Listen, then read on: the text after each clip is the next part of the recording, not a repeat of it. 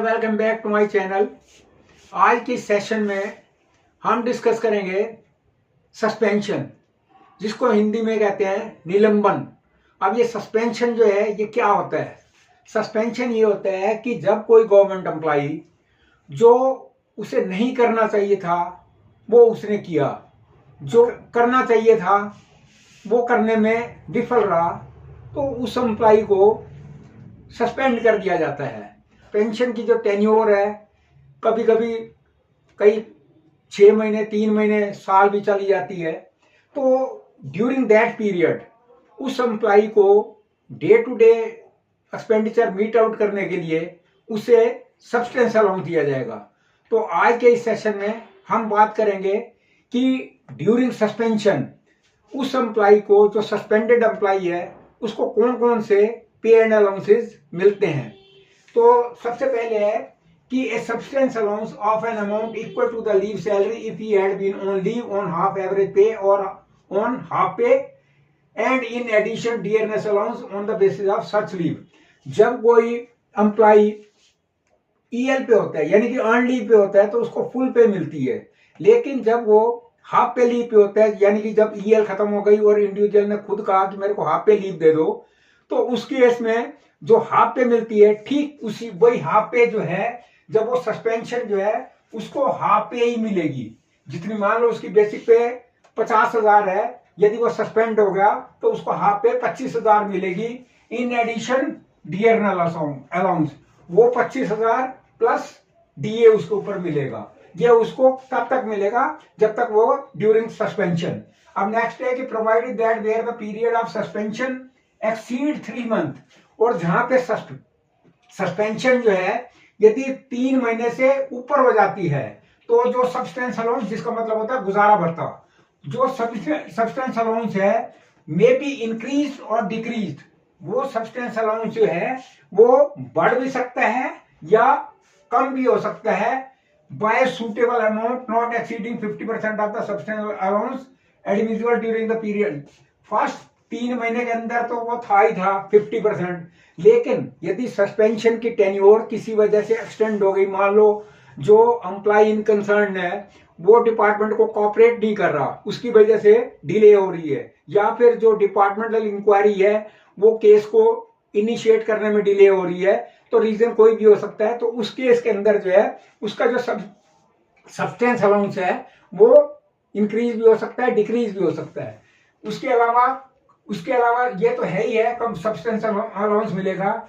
Any other compensatory allowance admissible from time to time on the basis, यदि उस employee को कोई compensatory वो मिल रहा है, अलाउंस मिल रहा है, तो भी वो ड्यूरिंग सस्पेंशन उसको मिलेगा।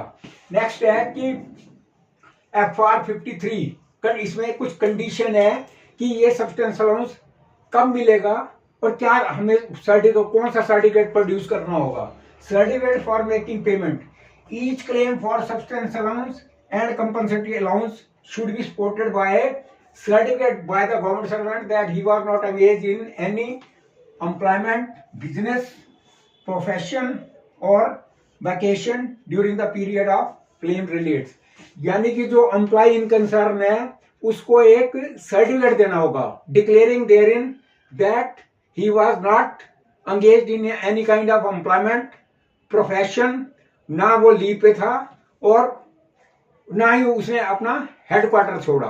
मंथली बेसिस पे उसको पर ये मिलेगी तब जब वो ये अंडरटेकिंग दे देगा, और कंपनसेटरी अलाउंस का भी उसे सर्टिफिकेट प्रोड्यूस करना होगा, उसके बाद ही उसको ये दोनों चीजें मिलेगी। सब्सटेंस अलाउंस जब मिल रहा है, जैसे सैलरी मिलती है उसमें कुछ डिडक्शंस होती हैं, तो ठीक उसी तरह से जो सब्सटेंस अलाउंस मिलता है जिस एम्प्लॉय को, जो सस्पेंडेड एम्प्लॉय को, उसमें भी कंपल्सरी डिडक्शंस है। क्या है? सबसे पहला है इनकम टैक्स, ये कंपल्सरी है, मतलब उसकी जो सब्सटेंस अलाउंस है कितना ही अमाउंट है उसमें से ये चीजें कटेगी। इनकम टैक्स, हाउस रेंट यदि उसको गवर्नमेंट अकोमोडेशन मिली हुई है, इलेक्ट्रिसिटी चार्जेस, और रीपेमेंट ऑफ गवर्नमेंट लोन, यदि उसमें कोई एम्प्लॉय ने गवर्नमेंट लोन ले रखा है उसकी रिकवरी मस्ट है। Contribution under central government health scheme, उसके बाद है subscription to central government group insurance scheme, जो ग्रुप इंश्योरेंस स्कीम है, ये पांचों की पांचों जो डिडक्शन हैं ये कंपलसरी हैं। अब है ऑप्शनल। ऑप्शनल क्या है? Insurance premium. यदि उसने एम्प्लॉय ने इंश्योरेंस करवा रखी है या पोस्टल लाइफ इंश्योरेंस करवा रखी है, वो ऑप्शनल है। ड्यूज टू कोऑपरेटिव सोसाइटी, यदि कोई कोऑपरेटिव सोसाइटी का मेंबर है वो, और उसके कोई ड्यूज अमाउंट आउटस्टैंडिंग है वो, और refund of taken from GPF, यदि जीपीएफ से कोई एडवांस ले रखा है, वो उसकी मर्जी है, कटवाना चाहिए, तीनों चीजें कटवाए, नहीं तो कोई वो नहीं है, कंपल्शन नहीं है। अब सबसे बड़ा समझने वाला पॉइंट ये है कि no contribution to GPF during suspension. यदि कोई एम्प्लॉय ड्यूरिंग सस्पेंशन में, उसकी जीपीएफ की रिकवरी तब तक नहीं होगी जब तक वो रिवर्ट बैक नहीं हो जाता। जब वो रीइंस्टेटमेंट हो जाएगी उसकी, उसके बाद ही जीपीएफ की कंट्रीब्यूशन उसका जाएगा। ड्यूरिंग सस्पेंशन कोई जीपीएफ कंट्रीब्यूशन नहीं है। अब नेक्स्ट है कि ट्रैवलिंग अलाउंस। अब ये ट्रैवलिंग अलाउंस वो है कि यदि वो सस्पेंडेड एम्प्लॉय को इंक्वायरी के लिए कहीं जाना पड़ेगा, तो ये कौन कौन से उसको ट्रैवलिंग, किस किस मतलब केस में उसको ट्रैवलिंग अलाउंस मिलेगा, यानी कि यात्रा भत्ता मिलेगा। सबसे पहले है for appearing before police in connection with A case in which involve. यदि कोई वो पुलिस केस है जिस केस में उसकी इन्वॉल्वमेंट है, तो पुलिस स्टेशन तक जाने का जो भी किराया है वो उसे मिलेगा। नेक्स्ट है for joining for personal of documents, TA for journey on tour, daily allowance for halt restricted to maximum 3 days। अब ये मान लो वो एम्प्लॉय जॉब कर रहा था दिल्ली में, और दिल्ली में ही उसकी सस्पेंशन हुई, उसको नोएडा जाना पड़ गया। नोएडा में उसकी इंक्वायरी चल रही है, और कुछ डॉक्यूमेंट्स जो कि उसके पास हैं, पर्सनल डॉक्यूमेंट, वो उसने वहां पे लेके जाने हैं, तो वो तब भी उसको टीए मिलेगा। और उसके साथ में टीए तो है ही है, ट्रैवलिंग अलाउंस तो है ही है, उसके साथ में डीए यानी कि daily allowance. Daily allowance mean जो उसका खाने पीने का है, जो उसकी बेसिक पे के हिसाब से जो उसका डीए बनता है वो भी मिलेगा। डेली अलाउंस फॉर हाल्ट, और यदि उसको कहीं होटल वगैरह में कहीं रुकना पड़ जाता है, वो भी हाल्ट का भी उसे मिलेगा, रुकने का भी उसको मिलेगा, लेकिन रिस्ट्रिक्टेड टू मैक्सिमम 3 days, लेकिन वो मैक्सिमम 3 दिन का ही होगा। मान लो वो डॉक्यूमेंट, पर्सनल डॉक्यूमेंट, जो भी डॉक्यूमेंट्स इंक्वायरी से रिलेटेड है वो लेके जा रहा है, और उसको किसी कारणवश रुकना पड़ गया, तो वो 3 दिन का टीए एंड डीए उसको वो मिलेगा। नेक्स्ट है for attending departmental inquiry from the headquarter to the place of inquiry. और यदि जो उसकी जो डिपार्टमेंटल इंक्वायरी चल रही है वो हेडक्वार्टर में ना होके किसी और जगह पे हो रही है, मान लो उसका हेडक्वार्टर है नई दिल्ली बड़ौदा हाउस रेलवे का, और इंक्वायरी चल रही है सेंट्रल विजिलेंस कमीशन, तो वहां तक का जो किराया है मतलब यात्रा भत्ता वो भी उसे मिलेगा। नेक्स्ट है TA pen headquarter of a government servant under suspension change in public interest. यदि वो जो एम्प्लॉय सस्पेंड हुआ है उसका पब्लिक इंटरेस्ट में हेडक्वार्टर ही चेंज कर दिया, मान लो कोई बैंक में जॉब कर रहा था, दिल्ली में कर रहा था, पब्लिक इंटरेस्ट में उसको उठाकर बॉम्बे भेज दिया, तो भी उसको वहां तक बॉम्बे तक जाने तक का किराया मिलेगा। House rent allowance HRA, the role of HRA to the government servant under suspension shall be regulated with reference to FR 53(1)(b) and FR 54, subject to furnishing either or both certificate prescribed in para 8D for drawal of allowance beyond 180 days। Means इसमें ये कहा गया है कि जो allowances हैं, even चाहे house rent allowance है, ये भी पहले 6 महीने 180 दिन तक, चाहे वो कंपनसेटरी अलाउंस है या फिर हाउस रेंट अलाउंस है, पहले 6 महीने कंटिन्यूटी में मिलता रहेगा। और यदि सस्पेंशन की टेन्योर किसी कारण इंक्रीज हो गई है, तो उस केस में क्या होगा कि ये जो FR 53(1)(b) है, इसमें ये कहा गया है कि जो उसको कंपनसेटरी अलाउंस मिल रहा है मतलब उस सस्पेंडेड एम्प्लॉय को, उसको जो कॉम्पिटेंट अथॉरिटी है वो रिव्यू करेगी कि आइदर इसको ये जो कंपनसेटरी अलाउंस दिया जा रहा है इसको कंटिन्यूटी में रखना है या नहीं रखना। उसके बाद ये दिया हुआ है FR54।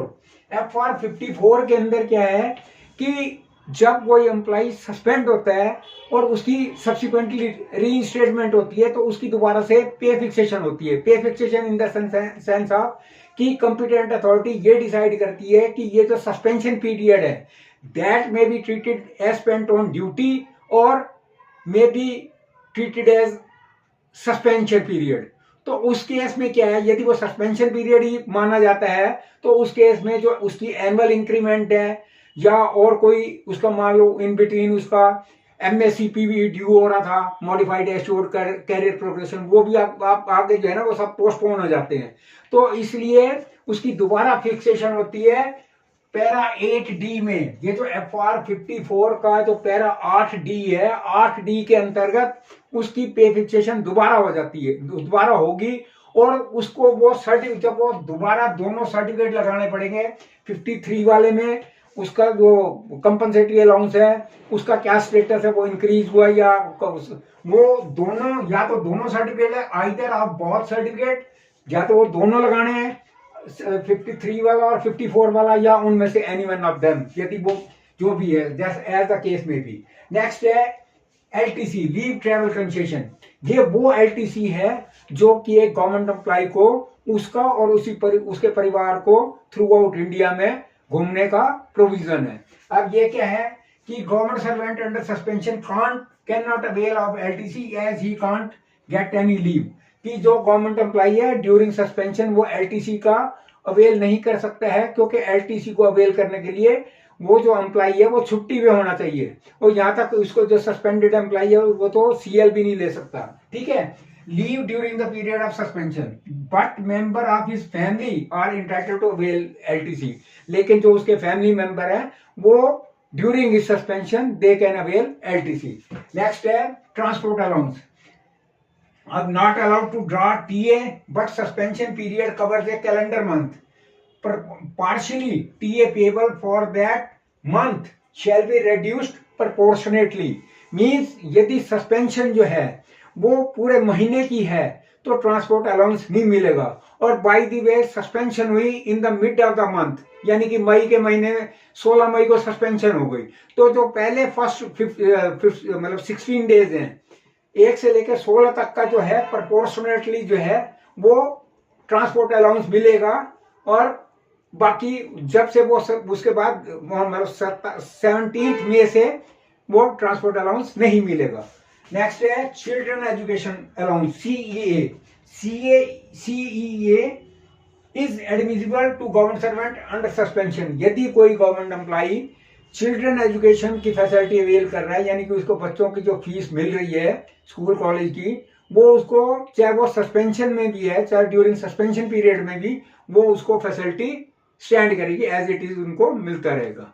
तो आज के इस वीडियो में हमने किया सस्पेंशन क्या होता है और ड्यूरिंग सस्पेंशन कौन कौन से पे एंड अलाउंसेस मिलते हैं। नेक्स्ट हमारी वीडियो होगी चार्जशीट क्या होती है। तो मैं व्यूअर से कंटेक्ट और रिक्वेस्ट करूंगा अपनी कंटिन्यूटी हमारे साथ बनाए रखें, और यदि इससे रिलेटेड कोई क्वारी है तो जरूर कमेंट बॉक्स में आकर में रेज करें। Lot of thanks for viewing. यदि वीडियो पसंद आई हो सब्सक्राइब करें, शेयर करें, लाइक करें। Lot of thanks for viewing.